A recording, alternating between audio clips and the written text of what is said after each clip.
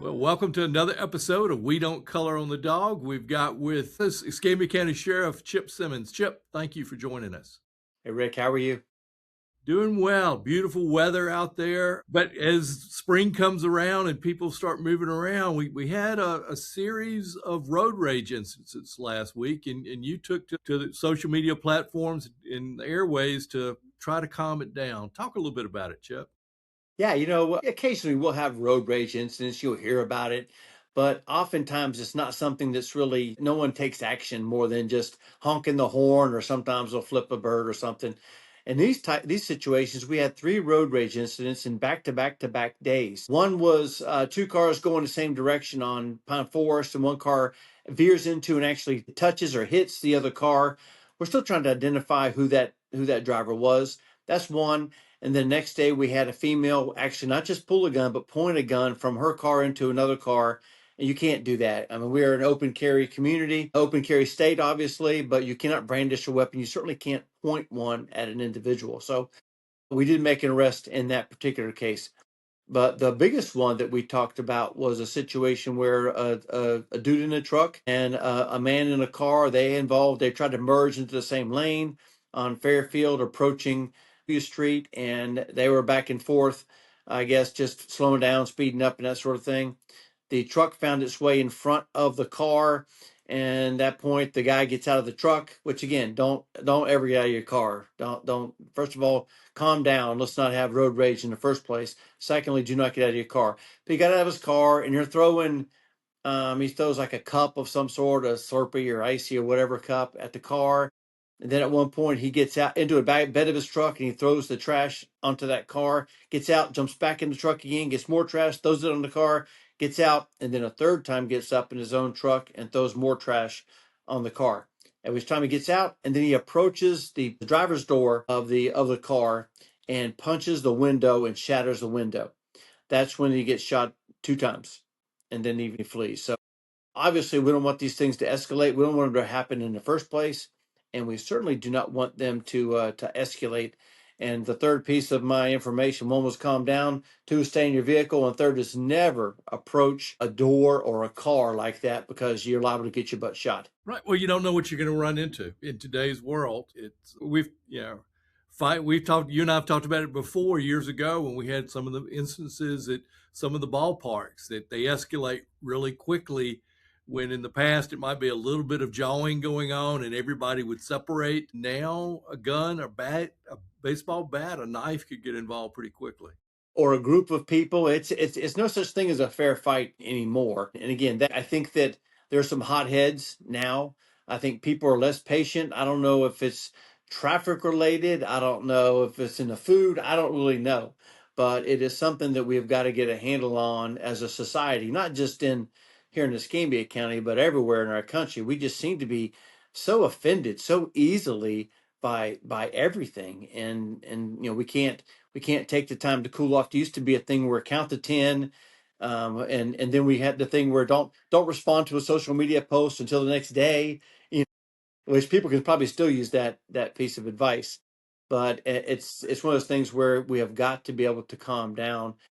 And again, don't escalate it. It's one thing to be involved in something, and if it's something bad enough, you can call us. But don't get out of your car. That can be crazy, and obviously it can be dangerous. Yeah, we've seen traffic increase on the beach now. The summer summer's not here, but it feels like it.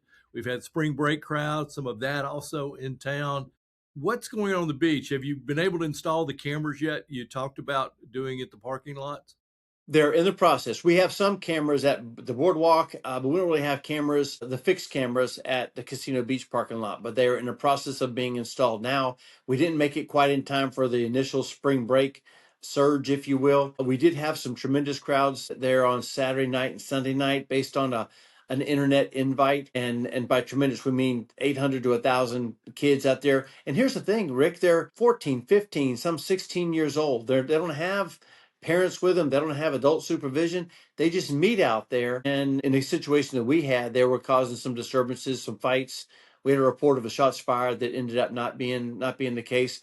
But we went ahead and quickly shut down the parking lot, the Casino Beach parking lot, and shut down the boardwalk and the boardwalk parking lot out of an abundance of caution for this for the people's safety.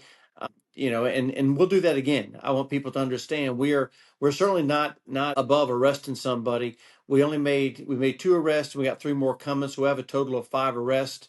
But if you misbehave on our beach, we will put you in jail. But remember, we live in a free society. You can go to a parking lot, you can stand around the parking lot, you can drive your car, and you can take a video of yourself on the hood of your own car. There's nothing illegal about that.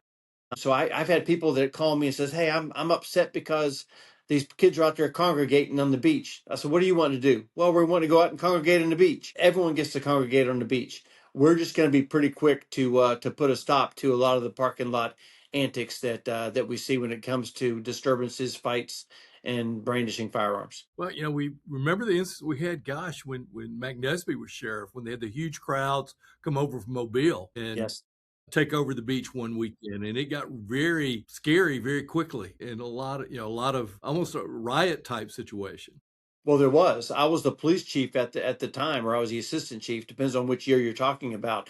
But we would have a lot of kids come over from Mobile. And I remember because when they would break up the fights on the beach, they would come into town and kind of take over the area around Ninth and Cervantes Street. This is what, 15 years ago, Right. 12, 15 years ago.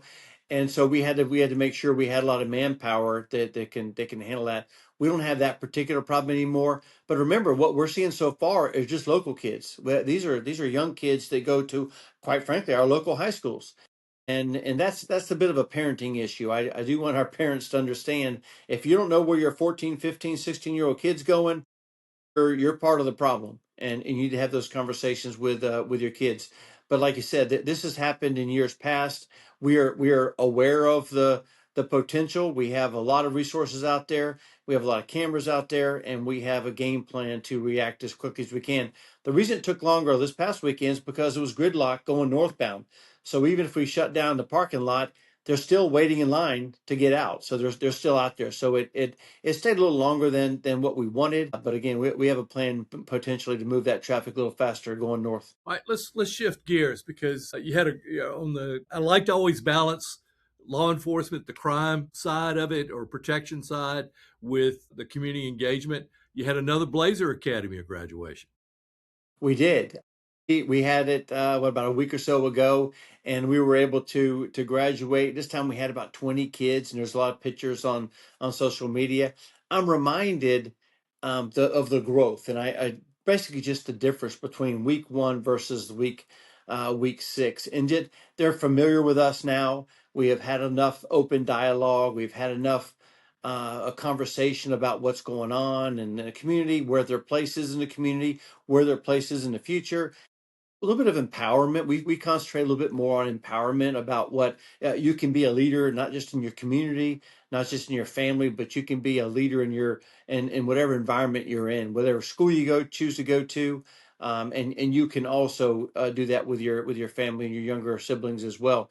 So I've talked to a number of parents that are there, and they just couldn't believe that their kids were wanting to go there. Maybe it's the food we're feeding them, but I think a lot of it is the uniqueness of the Blazer Academy, the topics, the flexibility, the quite honestly the fun that we're able to have, and the reassurance that you know what, things aren't so bad after all. All kids aren't terrible. All kids aren't bad. All kids haven't lost sight of what really matters and what's important, in families and life. And I think that it kind of helps us out. I say a lot that we get as much out of it as the kids do, and I think you can see by our smiles on our face and stuff that hey, we're doing pretty good with this Blazer Academy thing. Well, and the more you do it, the more you can fine tune it. I've always found, and I think you started it not quite knowing exactly where you knew it was a good idea, but y'all fine tuned it so much that I think it's just clicking that much better.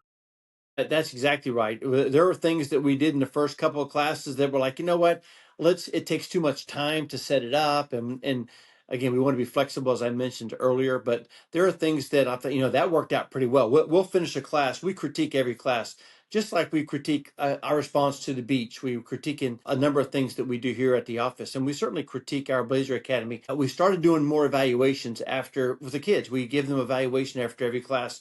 We got this from the female class. Whitney teaches and runs the female Blazer Academy, and she's big on evaluation. So she was sending them out. So, you know what? I'm not sure if the boys will be as willing to write down all their deep thoughts as the girls would be, but it's worked out pretty well. We're able to kind of get a sense for what they really enjoyed, whether it's the food, whether it's the topics.